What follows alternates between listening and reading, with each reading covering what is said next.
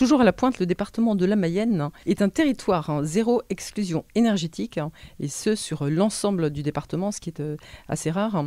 Pour comprendre un petit peu ce que ça veut dire et comment cela peut fonctionner, Martin Carré, directeur de Solia, Solidaire pour l'habitat, va nous expliquer tout ça. Martin Carré, bonjour. Bonjour. Alors, territoire zéro exclusion énergétique, est-ce que c'est parti d'un constat qu'il y a en Mayenne beaucoup de logements pour lesquels on peut parler de précarité énergétique ? Alors, je ne sais pas si on peut réduire ça à la Mayenne. C'est un constat français, c'est un constat national. La précarité énergétique touche de plus en plus de personnes. Je vais vous passer les analyses statistiques, l'augmentation des coûts de l'énergie qui peuvent amener beaucoup de personnes à rentrer dans cette situation de précarité. En Mayenne, particulièrement, l'état du bâti, les personnes sous plafond de ressources. Donc, il y a des situations de précarité énergétique en Mayenne. La difficulté sur ce type de public, c'est de les repérer. C'est des gens qu'il faut aller chercher et derrière, il faut les accompagner sur 2 dimensions. L'accompagnement un peu plus resserré que des types de publics classiques, si je puis dire. Et puis sur la dimension financière, parce que pour sortir ces logements de la précarité énergétique, il faut aller mobiliser des aides financières très importantes. Martin Carré, peut-être qu'il convient de définir exactement ce que l'on entend quand on parle de précarité énergétique.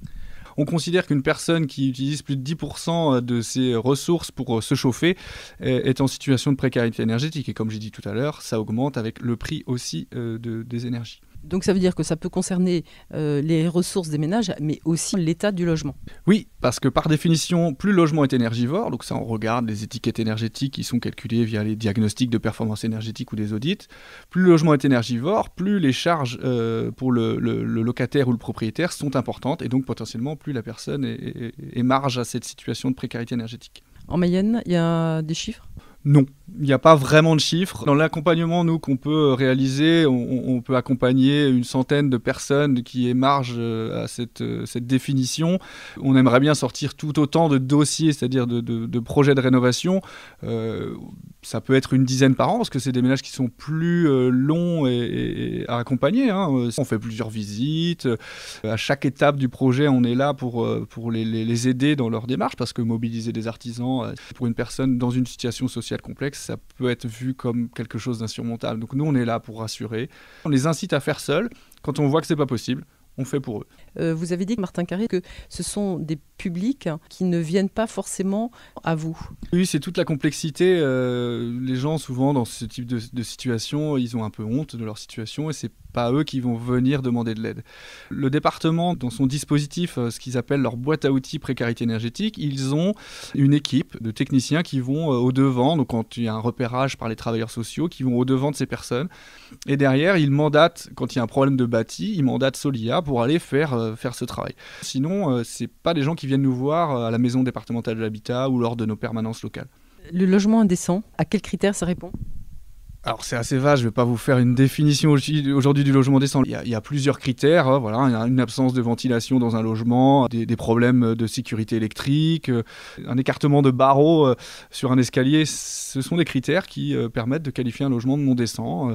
Nous, on est là pour repérer, informer le bailleur de ses obligations de louer un logement décent et de lui dire voilà, il faut faire tel ou tel type de travaux pour que votre logement soit de nouveau qualifié de décent. Vous avez des bailleurs qui sont très conscients de ça et qui sont preneurs du conseil qu'on va pouvoir leur proposer, qui vont faire les travaux et puis qui vont sortir le logement de la non-décence. Et puis il y en a d'autres qui sont un peu plus indélicats, mais la plupart du temps on arrive dans une logique de médiation et d'information intelligente, font les travaux et puis on améliore de ce fait la qualité du parc.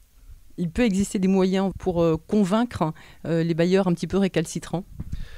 Alors oui, c'est des moyens coercitifs, on ne va pas se mentir. On a une convention avec la CAF qui permet, lorsque le logement est qualifié de non décent, la CAF peut suspendre l'allocation logement qui est souvent versée directement au bailleur pour régler le loyer. Et cette allocation est suspendue pendant 18 mois. Et si le bailleur fait ses travaux, l'allocation logement lui est rendue. Et à chaque fois, c'est bien dans l'esprit de protéger le locataire, l'habitant du logement. Oui, tout à fait. La finalité ultime, c'est quand même de protéger l'occupant du logement qui, de par ses problématiques financières, va plutôt aller vers un parc plus dégradé parce que les loyers sont moins chers. Donc, protection des populations. De toute façon, la philosophie de Solia, c'est de permettre l'accès et le maintien des personnes précaires dans leur logement. Donc ça rentre tout à fait dans nos attributions et dans nos missions. En parallèle, Solia propose aussi d'accompagner dans le financement de ces travaux, pas de financer à la place, mais de trouver toutes les aides. Oui, parce que c'est bien beau d'aller, entre guillemets, taper sur le propriétaire, mais comme je l'ai déjà dit, quand il est de bonne volonté, qu'il veut rénover son parc, il y a des aides disponibles. Et donc Solia accompagne aussi les bailleurs dans la mise en œuvre de leurs projets. On aide à la définition du projet de travaux, on aide à la mobilisation des aides pour les bailleurs, et on peut aussi aider dans la gestion de son logement, parce qu'on porte une agence immobilière sociale. Donc c'est un service qui est proposé aux propriétaires bailleurs. Parce qu'une fois qu'on a fait le point et qu'on a identifié les problématiques dans un logement, le mieux, c'est quand même d'aller aider les bailleurs pour remédier à tout ça. Merci beaucoup Martin Carré. On a ainsi pu axer sur la précarité énergétique auquel peut répondre l'association que vous dirigez, Solia. Et puis on se retrouvera une autre fois pour développer un peu le panel des aides que vous pouvez apporter. Donc à très bientôt Martin Carré. Merci à vous.